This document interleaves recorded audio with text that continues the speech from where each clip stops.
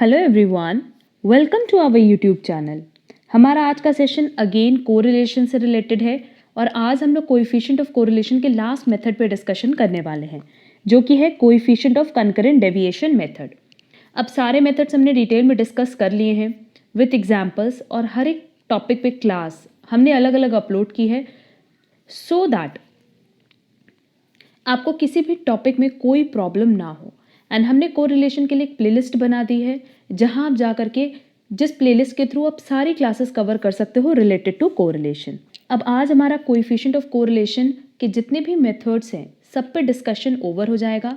Next class में कुछ miscellaneous topics हैं रिलेटेड टू कोरिलेशन, वो कवर करने के बाद हम एमसीक्यूज पे डिस्कशन स्टार्ट करेंगे। तो चलो अपना आज का सेशन स्टार्ट करते हैं, जो कि रिलेटेड है coefficient of concurrent deviation method. ये मेथड बहुत सिंपल है। सिंपली हम लोग क्या करते हैं कि यहाँ उन वेरिएबल्स के बीच में रिलेशनशिप कैलकुलेट करते हैं जिनके बीच शॉर्ट टर्म रिलेशनशिप्स होते हैं। जैसे अगर हम बात करें डिमांड और सप्लाई की, तो हमको पता है कि ये मार्केट के बेसिस पे चेंज होता है। डिमांड एंड सप्लाई बेसिकली कौन डिटरमाइन करता है? मार्केट डिटरमाइन करता है। एंड डिमांड एंड सप्लाई का जो रिलेशन है ये हमेशा फ्लक्चुएट होता है। क्लियर? तो देखो यहाँ हमने मेंशन किया हुआ है कि the coefficient of concurrent deviation is of use generally in indicating relationship between short term oscillations. Short term oscillations मतलब कि जो शॉर्ट टर्म के लिए और हम कह सकते हैं शॉर्ट पीरियड के लिए रिलेशनशिप बनते हैं, उनके बीच का अगर आपको रिलेशनशिप फाइंड आउट करना है, उन वेरिएबल्स के बीच का रिलेशनशिप अगर आपको फाइंड आउट करना है, तो उसके लिए हम यूज करते हैं coefficient of concurrent deviation method. Hopefully point clear होगा। तो यहाँ हमने एक एग्जांपल दिया डिमांड सप्लाई। जनरली आप देखोगे एग्जाम में भी जो क्वेश्चन पूछता है वहाँ डिमांड एंड सप्लाई ही का एग्जाम्पल कवर किया जाता है। तो जितने भी मेथड्स हैं सब में हमने अलग अलग पॉइंट बताए हैं जिसको हम रिवाइज करा देंगे नेक्स्ट क्लास में, जहाँ हम मिसलेनियस टॉपिक डिस्कस करेंगे रिलेटेड टू कोरिलेशन। अब देखो इसका एक ही फॉर्मूला है और इसी फॉर्मूले की हेल्प से हम हर एक क्वेश्चन सॉल्व करेंगे अगर वो कंकरेंट डेविएशन से रिलेटेड है तो। फॉर्मूला है आर सी। अब आर सी क्या है? आर मतलब तो अभी भी कोएफिशिएंट ऑफ कोरिलेशन है और सी किसको डिनोट कर रहा है कि ये कोएफिशिएंट ऑफ कंकरेंट मेथड से कैलकुलेट किया गया है। जैसे रैंक कोरिलेशन मेथड में हमने आर को कैपिटल आर से डिनोट किया था, तो उससे ये पता चलता है कि रैंक कोरिलेशन मेथड से सॉल्व किया गया है या कैलकुलेट किया गया है। वैसे आर से ये डिनोट करता है कि आपने कंकरेंट डेविएशन की हेल्प से आर का कैलकुलेशन किया है। क्लियर? फॉर्मूला क्या लिखा है हमने? देखो plus minus under root, again plus minus, further bracket में लिखा है 2c minus N divided by N. अब आप बोलोगे मैम एन क्या है? तो एन तो सिंपल है नंबर ऑफ ऑब्जर्वेशंस, और सी क्या है? सी मतलब सिंपली कंकरेंट डेविएशन के जितने भी पेयर्स बनेंगे उसको हम कहते हैं सी। क्लियर? अभी सिर्फ इतना समझो, जब हम लोग न्यूमेरिकल सॉल्व करेंगे तो हम वहाँ पे क्लियरली बता पाएंगे कि सी का मतलब क्या होता है और सी को कैसे कैलकुलेट करते हैं। सी का मतलब तो ये है कि कंकरेंट डेविएशन के जितने भी पेयर्स बनते हैं उनको हम डिनोट करते हैं सी से, और सी का कैलकुलेशन कैसे करेंगे ये हम बताएंगे जब हम क्वेश्चन सॉल्व करवाएंगे। क्लियर?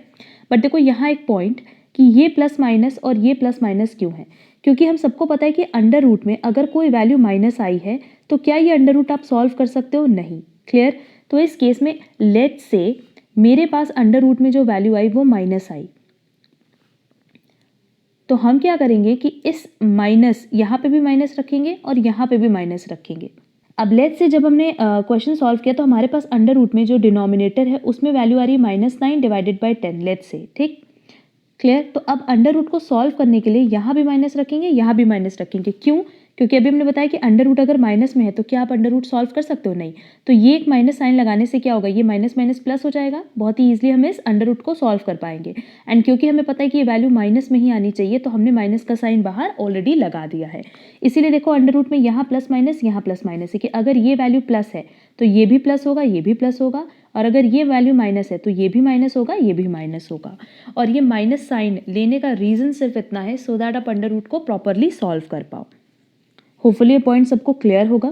अब यहाँ एक और पॉइंट हम बताना चाहेंगे कि n जनरली हम लोग क्या लेते हैं? नंबर ऑफ ऑब्जर्वेशन, बट यहाँ हम n is equal to capital N minus 1 लेंगे। अब कैपिटल N किसको डिनोट करता है? यहाँ capital N actual number of observation को डिनोट करता है। जैसे लेट्स से अगर x की वैल्यू दी है 1 2 3, तो हमने नंबर ऑफ ऑब्जर्वेशन कितना लेना है? 3। तो अभी तक हम 3 को कैसे डिनोट करते थे, स्मॉल n से, बट अब हमारे लिए 3 क्या है बेटा, कैपिटल N। क्लियर? तो कैपिटल N -1 करेंगे एंड तब जो वैल्यू आएगी उसको हम यहाँ पे नंबर ऑफ ऑब्जर्वेशन की प्लेस पे रखेंगे। अब ऐसा क्यों करते हैं, ये भी जब हम न्यूमेरिकल सॉल्व करवाएंगे तब हम ज़्यादा प्रॉपरली इसको क्लियर कर पाएंगे। अगेन एक बार एक फॉर्मूला आप लोग समझ लो कि RC is equal to plus minus under root plus minus 2C minus n divided by n, where C क्या है, number of pairs of concurrent deviations and n क्या है, number of pairs of deviations which is 1 less than the actual numbers capital N। मतलब capital N आप लेना, जो number of observation है उसमें से 1 माइनस कर देना, और ये जो मेरे पास नंबर आएगा दैट इज n, इसको हमने क्या नाम दिया, number of pairs of deviations. अब इसी फॉर्मूले के बेसिस पे हम लोग सारे क्वेश्चन सॉल्व करेंगे। देखो हमारा पहला एग्जाम्पल, और इस एग्जाम्पल के थ्रू ना हम ये पूरा फॉर्मूला आप लोगों को समझा देंगे। लिखा है calculate the coefficient of concurrent deviations for the following data. अब देखो इस डेटा में मेरे पास x सप्लाई दिया है और y डिमांड दिया है। हमने पहले बताया कि जनरली यहाँ पे जो एग्जाम्पल लेते हैं वो डिमांड और सप्लाई पे ही बेस्ड होता है। हमें फॉर्मूला पता है कंकरेंट डेविएशन का, और यहाँ पे हमने कंकरेंट डेविएशन मेथड क्यों लगाया, क्योंकि हमें पता है कि यहाँ पे किसकी बात हो रही है, डिमांड और सप्लाई की। ये दोनों वेरिएबल के बीच में अगर हमें रिलेशनशिप देखना है तो हम किसकी हेल्प लेंगे, कंकरेंट डेविएशन की। रीजन, इनके बीच का जो रिलेशनशिप होता है वो शॉर्ट पीरियड के लिए होता है और शॉर्ट टर्म के लिए एग्जिस्ट करता है, एंड वो टाइम टू टाइम चेंज होता रहता है। तो अब फॉर्मूला हमें पता है RC is equal to plus minus under root plus minus 2C minus n divided by n। n हम बाद में कैलकुलेट करेंगे, पहले हम c का कैलकुलेशन करना सिखाते हैं। अब x के बेसिस पे हम निकालेंगे cx और y के बेसिस पे हम निकालेंगे cy। ये कैसे निकालना है, यही इंपॉर्टेंट है, ये समझ लो अच्छे से। देखो 65 को तो हम किसी से कंपेयर नहीं कर सकते, तो इसके सामने की वैल्यू हम ब्लैंक छोड़ देंगे। अब जो हमारी सप्लाई है पहले 65 थी फिर 40 थी, तो ये क्या हुई, इंक्रीज हुई, नहीं ये डिक्रीज हुई। तो डिक्रीज मतलब माइनस साइन लगाएंगे, और अगर इंक्रीज होता तो प्लस साइन लगाते। वैसे जब हम 40 से मेरी सप्लाई गिर के 35 हो गई तो अभी भी माइनस हुआ, 35 से 75 पे आ गई तो मेरी सप्लाई इंक्रीज हो गई, 75 से 63 पे आई, again minus, then plus, then minus, then minus, plus, minus, minus. Clear? हमने सिंपली क्या बोला कि आप ये देखते जाओ कि आपकी सप्लाई इंक्रीज हो रही है या डिक्रीज, और उसके बेसिस पे आप यहाँ पे साइन मेंशन कर दो, आइदर प्लस और माइनस। बट क्योंकि हम 65 को क्या किसी से कंपेयर कर सकते थे, हमें नहीं पता कि 65 के पहले हमारी सप्लाई क्या थी, इसीलिए जो हमने पहला स्पेस है, ये जो पहला स्पेस है ये ब्लैंक छोड़ दिया। अब ऐसे ही हम CY भी निकालेंगे, क्योंकि हम 60 को किसी से कंपेयर नहीं कर सकते तो ये स्पेस हमने ब्लैंक छोड़ दी। नाउ 60 से डिक्रीज होकर हमारी डिमांड 52 हो गई तो माइनस, देन 52 से 50 हो गई minus, then plus, again minus, plus, minus, फिर ये डिक्रीज हुआ तो माइनस, इंक्रीज हुआ प्लस, डिक्रीज हुआ माइनस, इंक्रीज हुआ प्लस। क्लियर? होपफुली ये पॉइंट बिल्कुल क्लियर होगा, और ये बहुत सिंपल सा स्टेप है जिसमें हमें सिर्फ इतना करना है कि जिस डायरेक्शन में हमारी डिमांड और सप्लाई, या कह सकते हैं जिस डायरेक्शन में हमारा वेरिएबल इंक्रीज और डिक्रीज हो रहा है, उसके बेसिस पे हमें यहाँ पे साइन ले लेना है। अब नेक्स्ट स्टेप क्या है कि इस CX और इस CY को मल्टीप्लाई कर दो तो मेरे पास आ जाएगा CX CY, और इसी का नाम है C। जो C हमें फॉर्मूले में यूज करना है, number of pairs of concurrent deviation, ये वही C की बात कर रहा है। क्लियर? तो अब देखो पहली स्पेस क्योंकि ब्लैंक है तो यहाँ पे भी हमें ब्लैंक छोड़नी पड़ेगी। देन माइनस माइनस क्या होता है बेटा, plus, minus minus plus, plus plus plus, minus minus plus, again plus plus plus, minus minus plus, minus minus plus, then plus plus plus, minus minus plus, and last one देखो हमारे पास दिया है minus plus, तो minus plus क्या हो जाएगा, multiply करने पे माइनस आएगा। क्लियर? अब C, इनमें से आप कौन सी वैल्यू लोगे, C की जितनी वैल्यू आपकी प्लस में आई है वो आपका हो गया number of pairs of concurrent deviation. मतलब यहाँ पे मेरे पास प्लस साइन कितना है, 1 2 3 4 5 6 7 8 9, तो मेरे पास C की वैल्यू कितनी हो जाएगी, 9। C मतलब number of pairs of concurrent deviation क्या शो करता है, जितना प्लस साइन आया है उसको शो करता है। क्लियर? तो ये माइनस साइन को हम यहाँ पे इंक्लूड नहीं करेंगे, मतलब जितनी वैल्यूज माइनस में आएंगे उनको हम स्किप कर देंगे, और जितनी वैल्यूज प्लस में आएंगी उसके इक्विवेलेंट हम किसको ले लेंगे, C को ले लेंगे। होपफुली पॉइंट क्लियर होगा। तो यहाँ पे मेरे पास C की वैल्यू कितनी आ गई, 9। नाउ फॉर्मूले पे चलते हैं। हमारा फॉर्मूला क्या है, R C is equal to plus minus under root plus minus bracket 2c, C कितना आ गया 9 minus n divided by n। अब नंबर ऑफ ऑब्जर्वेशन देखो कितना है 1 2 3 4 5 6 7 8 9 10 11, n हमारा कितना आ गया 11। पर हमने क्या बोला कि अगर हमें स्मॉल n कैलकुलेट करना है तो हमें हमेशा एक ऑब्जर्वेशन कम करना होगा। क्यों? क्योंकि देखो यहाँ पे 65 को और यहाँ पे 60 को क्या हम किसी से कंपेयर कर पा रहे? नहीं। तो क्या ये नंबर ऑफ ऑब्जर्वेशन में काउंट होगा? एक्चुअल में तो नहीं होना चाहिए ना, क्योंकि हम तो इसका तो कहीं कोई रूल है ही नहीं। तो जब हम 65 को और 60 को मतलब फर्स्ट वैल्यू को यूज ही नहीं कर पा रहे अपने आंसर में, तो क्या हमें इसको नंबर ऑफ ऑब्जर्वेशन का पार्ट बनाना चाहिए? नहीं। इसीलिए हमने बोला कि हमेशा नंबर ऑफ ऑब्जर्वेशन हम क्या करेंगे, एक कम लेंगे। क्लियर? यहाँ 10 रख देंगे, यहाँ 10 रख देंगे। Now R C is equal to, देखो अभी हम प्लस माइनस का साइन नहीं लगा रहे हैं, ये हो जाएगा 9 2 18 माइनस 10 8 डिवाइडेड बाय 10, और क्योंकि ये प्लस में इसलिए ये भी प्लस होगा, ये भी प्लस होगा, तो ये साइन लगाने की आपको कोई ज़रूरत नहीं है। ये हो जाएगा अंडर रूट 8/10, और फर्दर हम इसको सॉल्व करके आर की वैल्यू कैलकुलेट कर लेंगे। इसको सॉल्व करके वैल्यू आएगी 0.894। क्लियर? तो ये सिंपल मेथड था जिसकी हेल्प से हम कैलकुलेशन कर सकते हैं कोएफिशिएंट ऑफ कोरिलेशन का।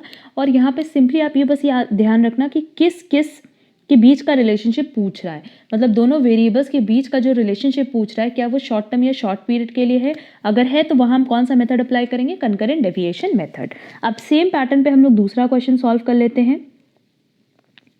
ये लास्ट क्वेश्चन हमारे पास इस टॉपिक पे। अगेन देखो सप्लाई और प्राइस की बात करें तो नो डाउट अगर सप्लाई और प्राइस की बात करें तो इनके बीच का रिलेशनशिप भी बहुत फ्रीक्वेंटली चेंज होता है। सिंपली यहाँ क्या करेंगे, ये सी एक्स कैलकुलेट कर लो और ये सी वाई कैलकुलेट कर लो। अब यहाँ क्योंकि फर्स्ट वैल्यू हमारी ब्लैंक रहेगी, सेकेंड इंक्रीज हो रही है तो ऐड करेंगे, फिर इंक्रीज हो रही है ऐड करेंगे, फिर इंक्रीज हो रही है ऐड करेंगे, minus add add. First space y में भी क्या होगी, ब्लैंक होगी, फिर minus minus minus plus minus minus. Now C X C Y multiply कर दें तो फर्स्ट स्पेस अभी भी ब्लैंक रहेगी, प्लस माइनस क्या होगा minus, plus minus again minus, plus minus minus, minus plus minus, plus minus minus, last one is plus minus minus. अब देखो यहाँ क्या कोई भी साइन आपका प्लस में है नहीं, तो यहाँ पे सी क्या आ जाएगा 0। ये मत समझना कि अगर कोई साइन प्लस में नहीं है तो ये क्वेश्चन गलत दिया है, नहीं ये क्वेश्चन सही है। सिंपली सारी वैल्यूज अगर माइनस में है तो हमारा number of pairs of concurrent deviation क्या हो जाएगा 0। अब फॉर्मूले पे वैल्यू पुट कर देते हैं, R C is equal to under root 2 multiply by 0 minus number of observation कितना है 7 है, और हमें हमेशा क्या करना होता है, एक ऑब्जर्वेशन कम लेना होता है, तो ये हो जाएगा 6 डिवाइडेड बाय 6। अब देखो इसको कैसे सॉल्व करेंगे, ये तो 0 जाएगा तो 0 माइनस 6 क्या होगा -6 डिवाइडेड बाय 6। अब क्योंकि अंडर रूट में माइनस है तो यहाँ भी माइनस लेंगे, यहाँ भी माइनस लेंगे, ये सिंपली क्या हो जाएगा माइनस अंडर रूट, ये माइनस माइनस प्लस हो गया 1। और जब हम इसको फर्दर सॉल्व करेंगे तो सिंपली मेरे पास वैल्यू कितनी आ जाएगी -1। क्लियर? तो ये मेथड था हमारा कंकरेंट डेविएशन मेथड, और ये बहुत सिंपल सा मेथड है जहाँ पे सबसे पहले आपको सी का कैलकुलेशन करना है एंड उसके बाद आप डायरेक्टली फॉर्मूले पे वैल्यू का एप्लीकेशन करके क्वेश्चन सॉल्व कर लोगे। और इसमें एक ही केस है, एक ही फॉर्मूले पे सारे क्वेश्चन सॉल्व होने हैं। तो देखो ये 2 क्वेश्चन हमने आपकी प्रैक्टिस के लिए करा दिया। एग्जाम में जनरली जब इस पे क्वेश्चंस पूछता है तो हम बहुत सारे एमसीक्यूज वैसे तो इस पे सॉल्व करवाएंगे, बट बता दे रहे हैं कि एमसीक्यूज में क्या रहेगा कि सी की वैल्यू दी रहेगी, एन की वैल्यू दी रहेगी, और आपको कोएफिशिएंट की कैलकुलेशन करने होते हैं, या कई बार कोएफिशिएंट की वैल्यू दी रहती है, आपको कंकरेंट डेविएशन निकालना होता है या नंबर ऑफ ऑब्जर्वेशन कैलकुलेट करना होता है। तो नो डाउट सब पैटर्न पे हम क्वेश्चन सॉल्व करवाएंगे।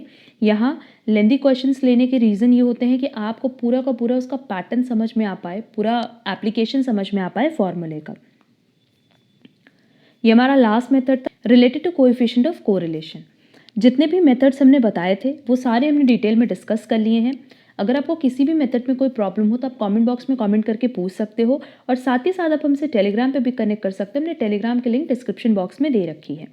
अच्छा, बहुत सारे स्टूडेंट्स की क्वेरी होती है कि मैम नोट्स कहाँ मिलेगा, पीडीएफ कहाँ मिलेगा इसका। हमने स्टैटिस्टिक्स से रिलेटेड एक टेलीग्राम चैनल बनाया हुआ है जिसकी लिंक आपको अगेन डिस्क्रिप्शन बॉक्स में दी गई है। वहाँ से आप डायरेक्टली जा करके पीडीएफ्स डाउनलोड कर सकते हो, एंड जो भी एमसीक्यूज़ भी हम सॉल्व करवाएंगे, उसकी पीडीएफ भी आपको हमारे टेलीग्राम चैनल पे मिल जाएगी। तो आपको कहीं कुछ भी नोट करने की ज़रूरत नहीं होगी, आप सीधे सीधे इसका प्रिंट आउट निकलवा सकते हो। उम्मीद करते हैं आपको आज की क्लास प्रॉपर्ली समझ आई होगी। अगर आपको आज का वीडियो पसंद आए तो वीडियो को लाइक, कमेंट और शेयर ज़रूर करना। हम लोग मिलेंगे हमारी नेक्स्ट क्लास में, जो कि होपफुली हमारी कोरिलेशन की लास्ट क्लास होगी, एंड उसके बाद हम लोग अपना एमसीक्यू सेशन स्टार्ट करेंगे। आज के लिए बस इतना। Thank you so much.